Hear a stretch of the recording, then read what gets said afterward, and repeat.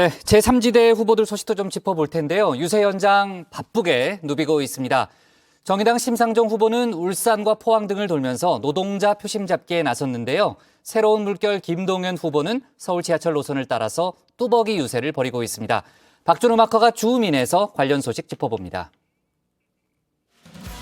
노동 후진국으로 퇴행하는 선거가 아니라 노동이 당당한 노동 선진국으로 도약하는 그런 선거 만들어주시기 바랍니다. 이번 대선에서 정의당 심상정 후보가 내세운 대표 키워드 노동입니다.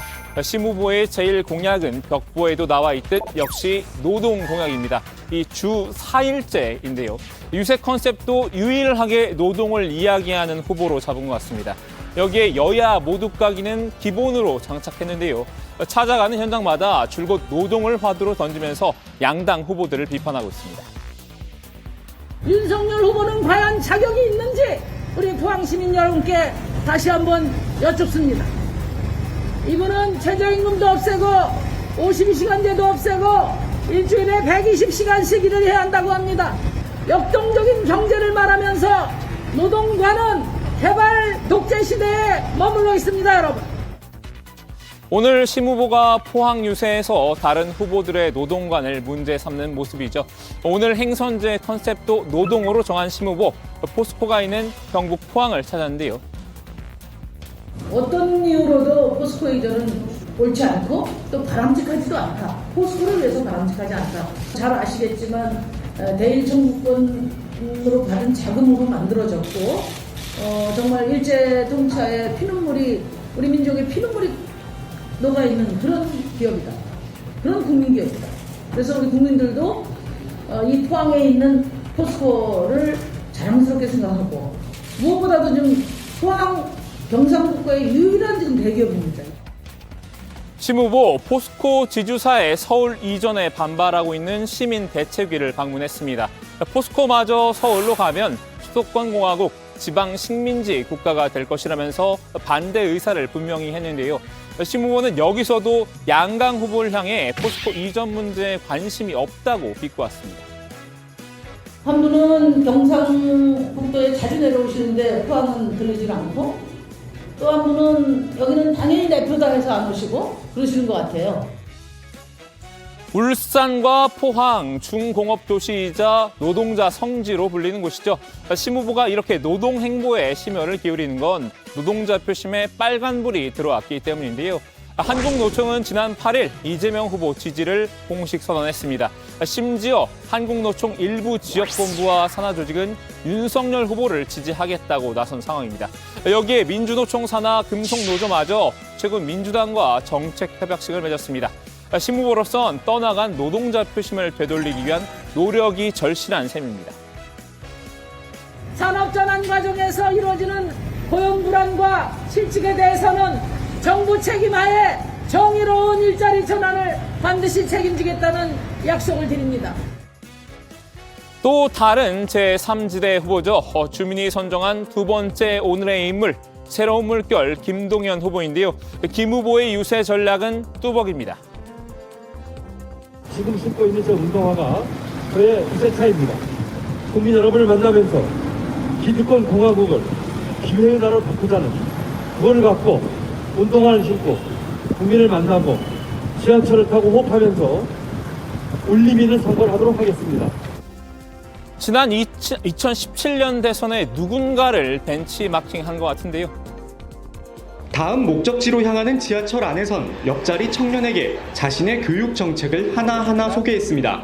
대학교 다니는 분들 장학금뿐만 아니고 생활비, 주거비까지 한꺼번에 지원하는 그 정책도 있고. 안 후보는 정장 대신 캐주얼 복장 차림에 배낭을 메고 있습니다. 그만큼 걷고 또 걸으면서 최대한 많은 유권자들을 직접 만나 지지를 호소한다는 계획입니다. 당시 국민의당 안철수 후보가 유세차 대신에 대중교통으로 이곳저곳을 돌면서 선거운동을 하는 장면인데요. 대규모의 시민을 상대로 일방향 소통을 하기보다는 소수와의 쌍방향 소통의 강점이 있는 유세 방식입니다. 지금도 신사동에서 3호선을 타고 이곳 을지로상가까지 왔습니다. 확성기로 또 유세차로 일방적으로 수식을 펴서 정책을 외치는 것이 아니라 대화하고 소통하면서 더 많은 기회의 나라, 더 고른 기회의 나라를 만들도록 하겠습니다. 물론 김 후보의 경우 지난 대선 안 후보와는 다른 사정도 있습니다. 신생 원외 정당의 후보인 만큼 재정적인 여력이 여의치 않은 건데요. 거대 양당 후보들은 이미 국민펀드 등을 통해 대규모 모금을 마쳤죠.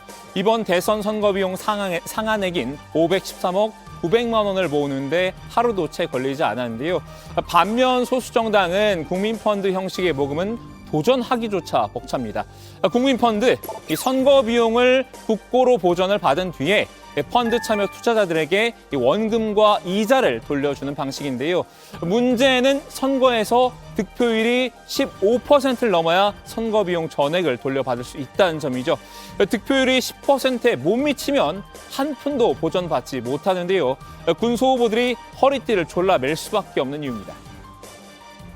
송 대표가 지난번에 그런 얘기를 했어요. 예. 김 후보는 뭐 돈도 별로 없는 것 같은데 그래서 제가 어제 그 얘기를 하면서 그랬습니다. 송 대표 내가 돈 안 쓰고 하는 선거 모습 한번 보여주겠다. 저는 적법하게 거둔 후원금으로 깨끗하고 검소하게 그리고 투명하게 그리고 좀 가치 있는 선거를 해볼 생각입니다.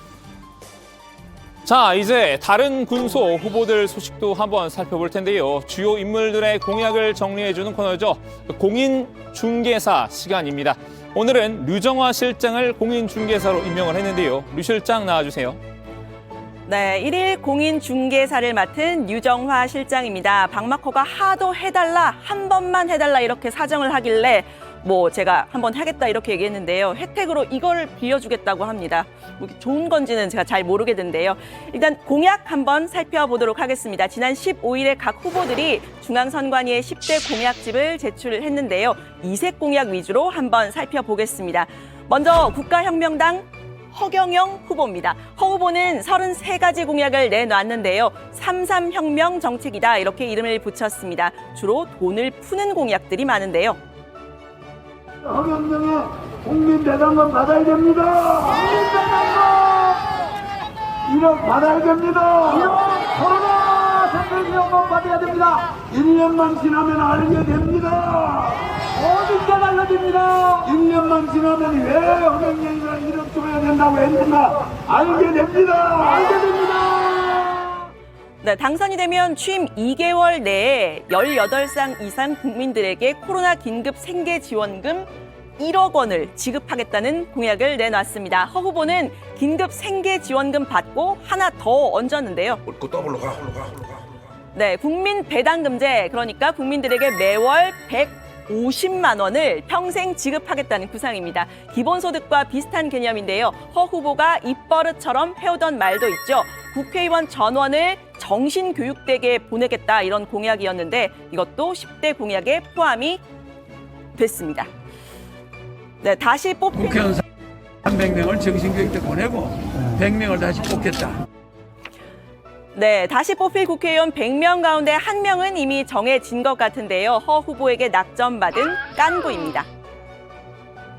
아주 그냥 우리나라 도시개발의 최고 선두에 계신 분이 아닌가. 제가 감히 여기는 세계적으로도 자신 있습니다. 세계적으로. 네, 자유우파 구국 대통령이라는 타이틀을 내건 후보도 있었는데요. 김경재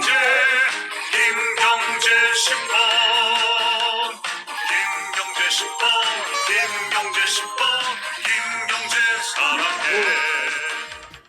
네, 김경재 신자유민주연합 후보입니다. 김 후보는 한미일 동맹 강화를 강조를 하고 있는데요. 일본과 핵무기를 공동 개발해야 한다 이런 공약을 앞세웠습니다. 또 일본 요코스카항에 주둔하고 있는 미군 함대를 제주도로 이전을 하고요. 또 유엔의 아시아 본부를 비무장지대에 유치하겠다고 약속을 했습니다. 우리나라의 DMZ가 폭이 5km입니다. 길이가 146마일 정도 됩니다. 어떤 대규모 공사를 하고 그리고 이것을 잘 개발해서 남북한이 잘 갈라먹는 그런 평화제를 만들자. 네, 사회주의를 기치로 올린 후보도 있습니다. 이백윤 노동당 후보인데요. 모든 사람이 평등하게 그리고 경쟁하지 않고 쫓기지 않으면서 살 수 있는 사회가 사회주의일 수 있겠다. 네, 이 후보는 총수 일가의 소유 지배를 해체하고 재벌을 국유화하겠다는 걸 경제 분야 공약으로 이렇게 꼽았습니다. 네, 자연과 인간이 공존하는 기후 정의 실현에도 큰 관심을 두고 있는데요. 더 많은 생산과 더 많은 소비를 위해서 노동자를 쥐어짜고 자연을 수탈하는 자본주의를 자연과 공존하는 사회로 바꿔야 합니다. 네, 이 외에도 이경희 통일한국당 후보는 남북 정상회담 정례화를 이렇게 약속을 했고요. 오근호 새누리당 후보는 지난 21대 총선 부정선거 의혹을 규명해야 한다고 목소리를 높였습니다. 저는 20일 동안 부정선거, 선거 정의의 문제는 반드시 고쳐놔야겠다. 전자투표는 민주적이지 않다라는 게 제 생각이거든요. 네, 눈길을 끄는 이색 공약 위주로만 간략하게 살펴봤는데요. 제가 미처 전해드리지 못한 다른 후보들의 공약은 중앙선관위 홈페이지를 참조해 보시면 좋을 듯합니다. 지금까지 1일 공인중개사 류정화 실장이었습니다. 네, 참고로 제가 류 실장에게 꼭 해달라고 통사적으로 한 건 아니고 그냥 제안을 한 정도였고요. 그걸 받아들인 게 류 실장입니다. 오늘은 정의원 여러분께 선배를 부려먹는 후배의 모습을 한번 보여드리고 싶었습니다. 그만큼 다정에는 민주적인 분위기라는 점 알아주시면 감사하겠습니다. 오늘 주민 한마디 정리합니다. 노동자 표심 호소 나선 심상정, 김동연은 뚜벅이 유서.